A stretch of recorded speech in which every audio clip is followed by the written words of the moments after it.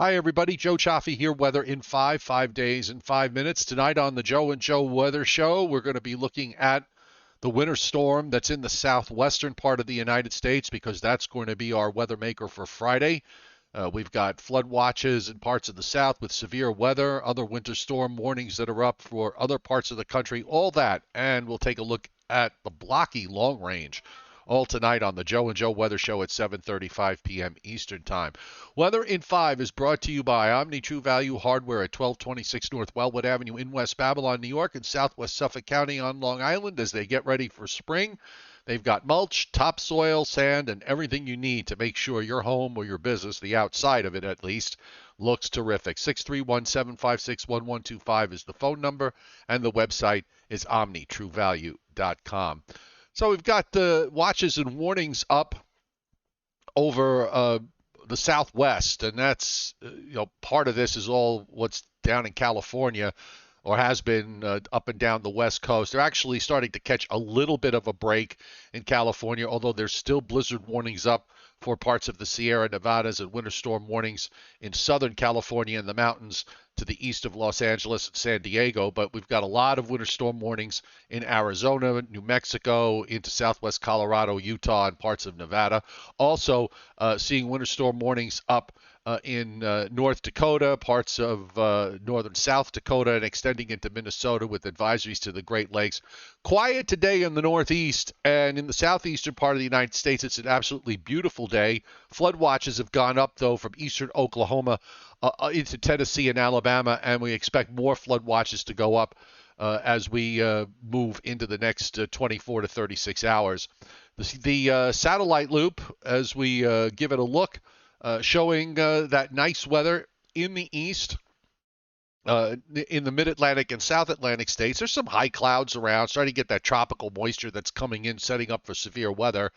Still leftover clouds in the northeast, mostly in the interior. A few of those clouds have extended their way south along the coast, but not a terrible day by any stretch of the imagination. And of course, you see all the energy that's in the southwest and that swirl, the upper low that is in Southern California and Southern Nevada, that's going to energize a system as it moves to the east over the next 2 days. The radar in today is got a little bit of activity to take a look at.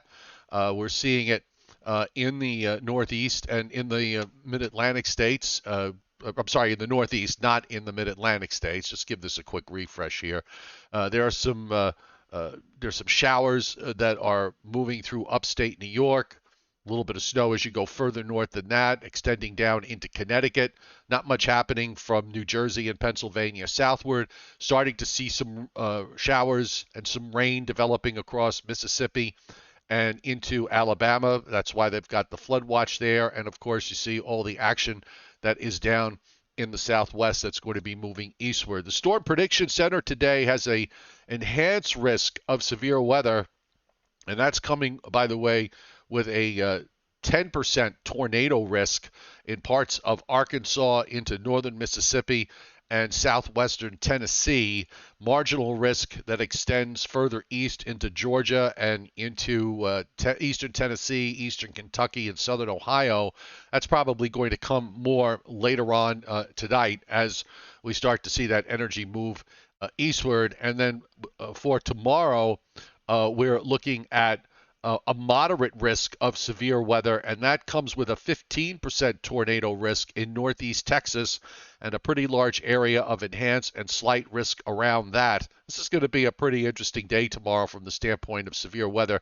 That moves into the southeast for Friday into Saturday, a large area of slight risk in the southeastern part of the United States. I wouldn't be surprised if we wind up seeing an enhanced risk of severe weather added to that before it's all said and done. Liquid precip amounts over the next 7 days. Big rains in Arkansas, southern Missouri, into western Tennessee and Kentucky. Large area of 2 to 3 inches or more.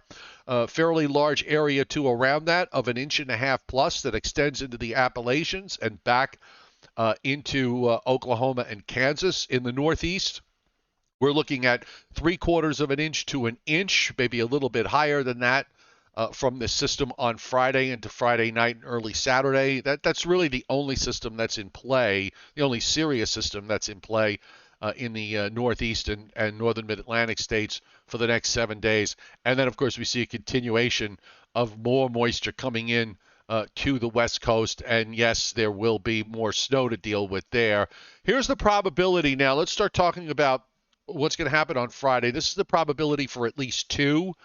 And the southern edge of the 50% line touches northwest New Jersey, runs up north of Route 84, well north of Route 84 in Connecticut, and then turns east across southern Massachusetts to about Boston. And you see the 100% probabilities that are up further into upstate New York. The 50% line to me is always a good line to use as the base case for 2 inches. And if we look at the probability for at least 8 from this system that's coming, it's going to be up in the Adirondacks and into northeastern New York, southern Vermont, and into New Hampshire, where we have probabilities of 50% or higher. And this system, by the way, is very much like the one we just had. As we look quickly at the upper air, you can see the cutoff low that's in the southwest. That gets ejected eastward and takes a track up towards Ohio, opens up, and then moves eastward. We also have blocking that is developing over Greenland. And this is something to think about for the longer haul because it does appear as if we're going to be going into a pattern where we're going to have colder than normal temperatures once we get this storm out of the way. And there you see it lifting up toward the lakes in northeast.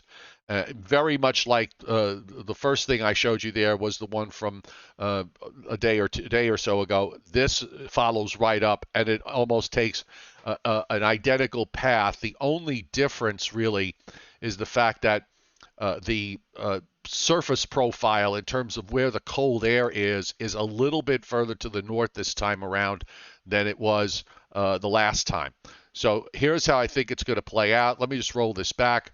So for today, we have a weak system that's going to be coming through tonight into tomorrow, a front with some showers. The low will move offshore. There'll be some leftover warm air around tomorrow. So we'll probably be, if we break out into some sunshine tomorrow after the showers get out of the way, which I think we will, we'll probably see temperatures in the mid 50s to low 60s. And that should melt away whatever's left of the snow that we had.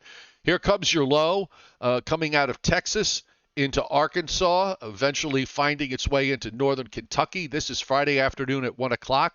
There's some snow that breaks out ahead of it. The cold high to the north is trying to bleed some cold air south, but not being overly successful. And then the low goes into Indiana, and we're going to see that primary low die out, the secondary low forming off the New Jersey coast this time, south of Long Island. Again, a little bit further north. Now, if you're north of Route 84, and particularly if you're up, say, in northern Connecticut and into Massachusetts, if that secondary takes over fast enough, you may see mostly snow out of this, while everybody else will see a little bit of snow at the start and then a change to rain, maybe even a little bit of heavy rain Friday evening into Friday night. By Saturday morning, the low is southeast of Long Island. Might even change back to snow in interior Connecticut and Rhode Island before it's all said and done. The low will pull away to the east. There's some leftover moisture around in the afternoon, but then we should dry out nicely for Sunday.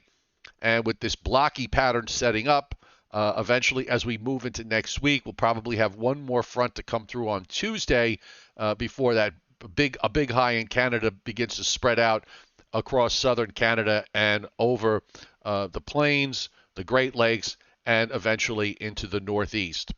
Weather in 5 is brought to you by Omni True Value Hardware at 1226 North Wellwood Avenue in West Babylon, New York. 631-756-1125 is the phone number. The website, omnitruevalue.com. And again, the Joe and Joe Weather Show, as we take a look at the weather across the country and its impacts here in the Northeast and Mid-Atlantic states. That's coming up tonight at 7:35 Eastern Time.